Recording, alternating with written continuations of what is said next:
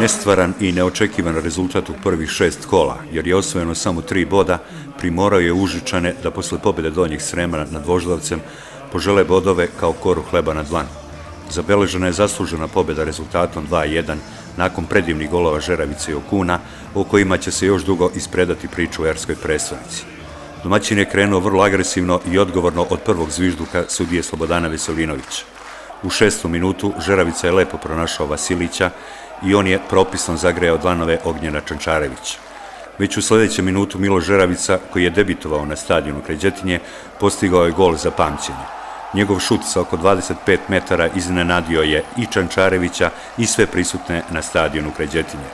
3 minuta kasnije gosti su pokazali da nisu došli da se brane. Stojmirović je dao priliku Rankoviću da još jednom ove jeseni pokaže da je još rano da razmišlja o završetku karijere. Do kraja prvog polovremena ređali su se napadi na obe strane, ali nije bilo ozbiljnijih prilika za postizanje golova. Pomenimo prodor Tiaga u 45. minutu i slabo dodavanje. U nastavku igre mnogo više uzbuđenja. U 57. minutu, do tada neprimetan, Spalević pronašao je Bubanju koji pogađa okvir Slobodinog gola. Minut kasnije Babić je gađao ugao Čančarevićevog gola, ali je za malo bio neprecizan. U 64. minutu Okuno je prevario i golmana Čančarevića, ali je njegov šut neočekivano završio iznad prečke. Samo 2 minuta kasnije, zbog promašaja Slobodinih napadača, usledila je kazna. Kovačević je dobio slučajan poklon Slobodin odbrane, koji je pretvorio u gol koji je sledio krv u venama domaćih navijača. Nakon primljenog gola, Sloboda vrlo brzo povezuje svoje redove i ponovo ugrožava gol gostiju. U 75. minutu Pejović je centrirao, a Tiago šutira pored stative. Minut kasnije opet dugo čekana radost za domaće navijače. Japanac Okuno se iskupio za neprimetnu rolu u ovom susretu. Promešao je odbranu gostiju kao špil karata i postigao gol za prvu ovosezonsku pobedu.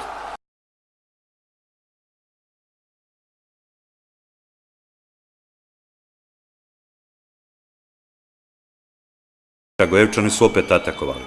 Pomenimo šut rezervista Andrića u 84. minutu, koji je Ranković zaustavio izbacivši loptu u korner. Radnički je tokom celog susreta igrao otvorno, ostavio bolji utisak nego Novi Pazar i Spartak. Bili su blizu osvajanja boda, ali Sloboda je zasluženo slavila. Mislim da smo danas bili svedoci jedne briljantne utakmice koja se, mislim, retko viđa na ovim našim prostorima u zadnje vreme. Imali smo 2 ekipe koje su dale maksimum i pokazale jedna i druga sve lepote fudbalske igre. Šansi na jednoj i na drugoj strani pregršt.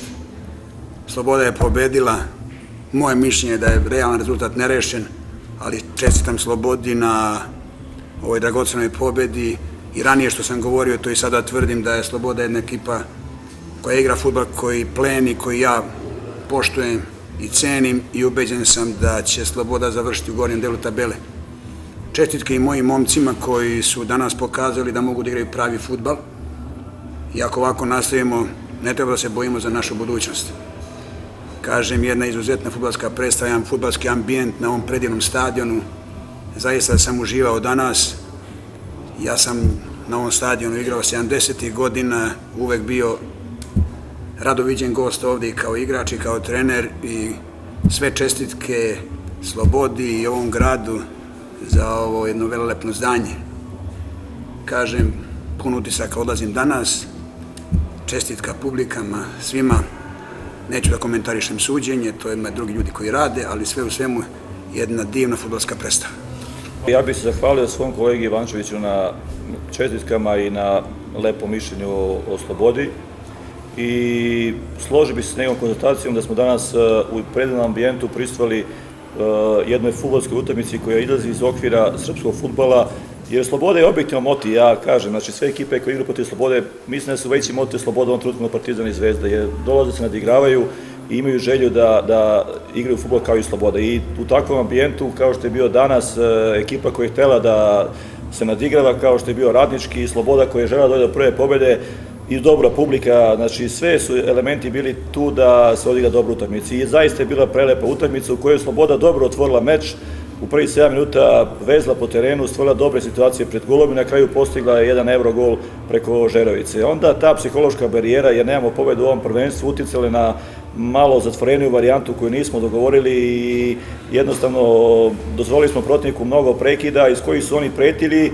i mislim da smo to onako uspjeli da amortizujemo. I na kraju u drugom poluvremenu kad smo imali neke situacije da prelome utakmicu i da uđemo jednu mirnu završnicu, promašili smo 2-3 dobre situacije i kao plod toga kazna, gol koji prijemo iz kiksa, znači koji nam se ponavlja od početka prvenstva, protivnik je izjednačio i onda je velika stvar za nas kao ekipu što smo iz toga 25 minuta pre kraja uspjeli da se dignemo, da nastavimo da igramo u istom ritmu, da stvaramo šansu i na kraju jednim prelepom akcijom Okuna došli do tog drugog gola koji nam je puno značio i onda, kažem, do kraja utakmice možda i bolje za nas što je protivnik ovoliko Kidisa imao ovoliko veliku želju da nas dobije, jer mislim da nismo primili gol i da su igrači iz ovakve borbe izašli još jači i da ćemo sva ove iskustva iskoristiti za nastavak prvenstva. Najbitnije je da smo pobedili u prvoj utakmici kod kuće i sledeću čekamo na isti način sa velikom željom da pobedimo. Kažem, nisi biti ni lako ni jednostavno, ali